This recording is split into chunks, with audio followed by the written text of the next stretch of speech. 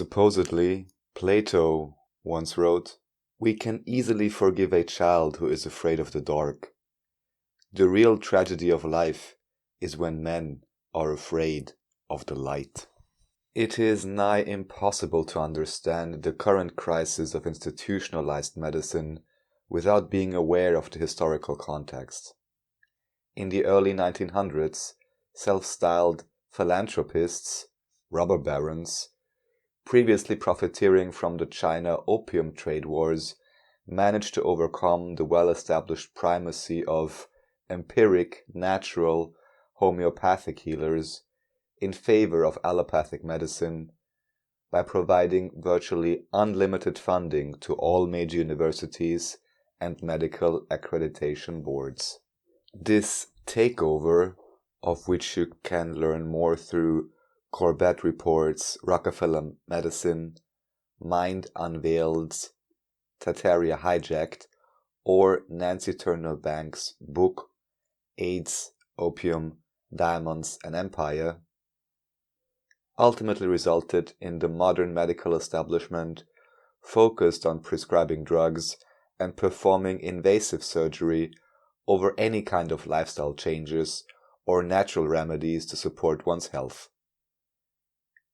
The dependence on expensive pharmaceutics, also called drugs, as well as highly specialized medical technology and training, costs which are often collectivized through social security payments, is not only highly profitable to the manufacturers, but furthermore promotes a mechanistic, irresponsible, and ultimately insufficient model of human biology, as exemplified by the rise of so-called diseases of affluence brought about by modern, quote-unquote, civilization.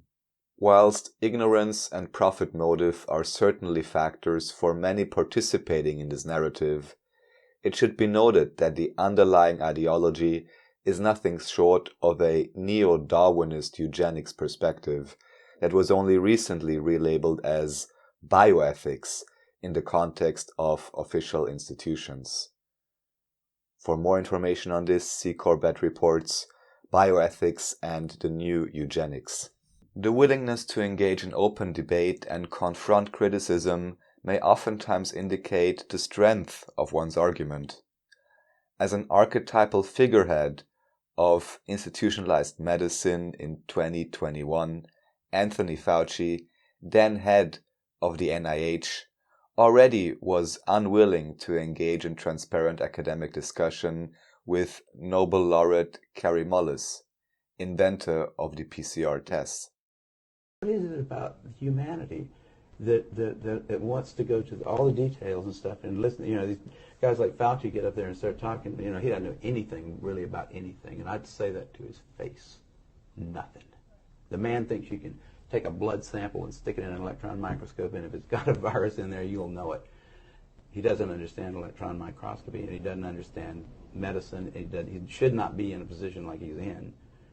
Most of those guys up there on the top are just total administrative people, and they don't know anything about what's going on at the bottom. You know, those guys have got an agenda, which is not what we would like them to have, being that we pay for them to take care of our health in some way. They've got a personal kind of agenda.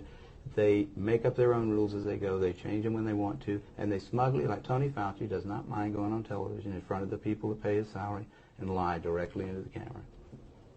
You can't expect the sheep to really respect the best and the brightest. They don't know the difference, really. I mean, I like humans. Don't get me wrong, but basically, the vast majority of them do not possess the ability to judge who is and who isn't a really good scientist. I mean, that's a problem. That's a main problem actually with science, I'd say, in this century, because science is being judged by people. Funding is being done by people who don't understand it. Okay, who do we trust? Fauci? Fauci doesn't know enough to, you know. If Fauci wants to get on television with somebody who knows a little bit about this stuff and debate him, he could easily do it because he's been asked. I mean, I've had a lot of people, president of the University of South Carolina, ask Fauci if he'd come down there and debate me on the stage in front of the student body, because I wanted somebody who was from the other side to come down there and balance because I felt like, well, these guys can listen to me, but I need to have somebody else down here that's going to tell me the other side. But Fauci didn't want to do it. PCR to estimate all these supposed free viral RNAs that may or may not be there. I think misuse PCR is not quite. I don't think you can misuse PCR.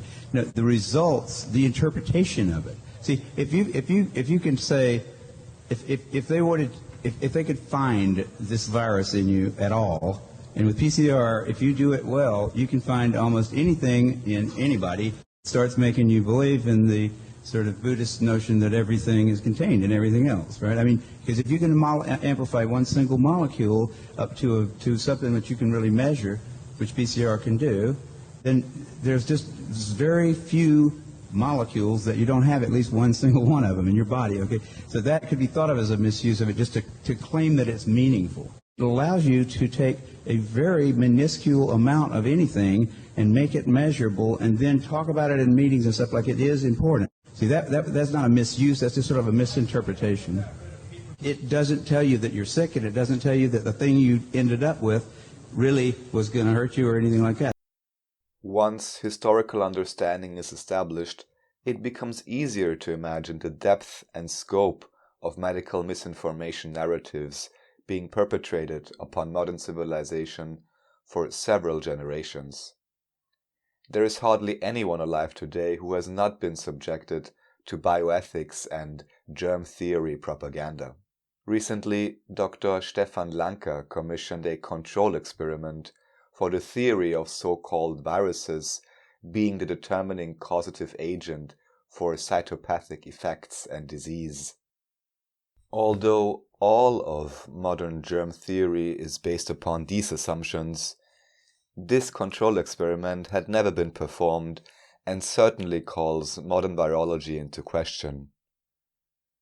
Whereas Lanka assumes an academic and perceptual misunderstanding, others see the aforementioned bioethics agenda as part of the equation as to why these models had never been allowed to be publicly questioned before.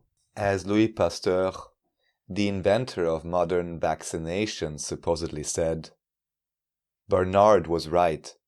The germ is nothing. The terrain is everything." Similar to today, those that still dared to question the settled science were quickly demonized as quacks and outcasts, the very same playbook that had already been used last century to demote naturopathic medicine, although even Louis Pasteur eventually could not withstand the argument of Claude Bernard and Antoine Béchamp in favor of terrain theory and pleomorphism, a model within which pH, power of hydrogen, electrical charge, nutrition and toxins determine health as well as the prevalence of different particles and bacteria within the body. The modern alternative yet historically traditional perspectives survived through what we understand to be homeopathy, Chinese traditional medicine, and Ayurveda. A holistic model that allows for self-responsible health choices and the understanding of the root cause of most dis-ease as manifested psychological conflict is represented by new medicine and the so-called 5 biological laws. It concludes sickness may well be a natural self-regulatory process of detoxification rather than a condition to be avoided or suppressed at all costs. Is health a multifactored equation over whose variables we are able to assume great responsibility through individual lifestyle choices of taking care of micro and macrobiome, or are there potentially deadly particles able to damage and colonize any organism? The importance of our individual and collective answer to this question cannot be underestimated.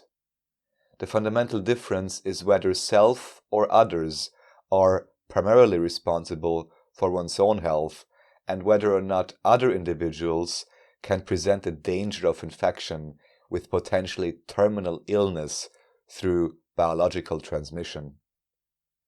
Dogmatic belief in germ theory lends itself to instill fear of fellow humans and facilitates susceptibility to control and psychosocial devastation through lockdowns, social isolation, and censorship, as even information not conforming to the mandated narrative is deemed dangerous. Dr. Robert O. Young summarizes how previously well-respected researchers, including Nobel laureates, are shunned once they dare to question these dogmas pursuant to their honest interest in truth and open-ended scientific inquiry. When he understands that the biggest fraud against this humanity, our humanity, is the fact that viruses have never been isolated. None. There is no measles virus. And once you understand the basic chemistry and biology of the fraud that they've perpetuated on the human race, and each year, if you ever thought about this, why is there a new virus every year? With a new name? With a similar types of symptomologies? This all started with the Third Reich. And Dr. Enders and the so-called viruses. I write about this in one of my books. A second thought about viruses, vaccines, and the HIV/AIDS hypothesis. And I'm not alone. Those who have been brave enough, who stood up, even Peter Duesberg, Professor Peter Duesberg at Berkeley University, a friend of mine, who wrote the book Inventing the AIDS Virus, lost all of his funding at the university. When the Nobel Prize winner for discovering the so-called HIV virus gets exiled to Beijing because he's changing his mind about the existence of a virus.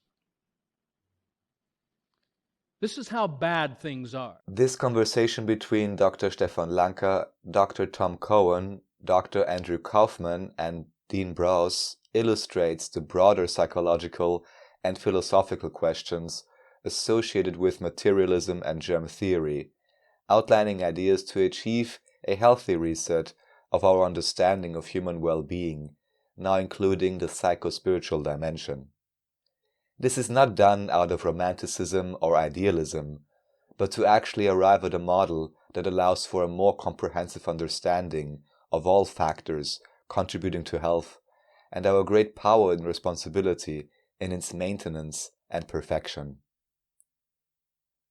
Furthermore, rather than remaining within the culturally constructed fantasy war propaganda of constant conflict and attempts at domination, eradication, and infection within biology, it allows for a perspective of harmony, balance, and natural self-regulation of humans within their environment and all organisms contained therein. Upon close inspection, synchronicity and symbiosis appear not only to be metaphysical principles, but may well be represented within the biological processes of life itself. For more detailed interviews on the questions surrounding virology, kindly see the links below, such as the conversation between Dr. Stefan Lanka and Dr. Stefano Scoglio, or in German, Dr. Stefan Lanka verabschiedet euch vom Virus. For a concise cinematic summary, kindly see The Viral Delusion, the tragic pseudoscience of SARS-CoV-2, and the madness of modern virology. For my original compilation on the virus question and overpopulation debate, kindly see The Virus of Alienation. Thank you very much for your attention. I sincerely wish you may benefit from the information provided.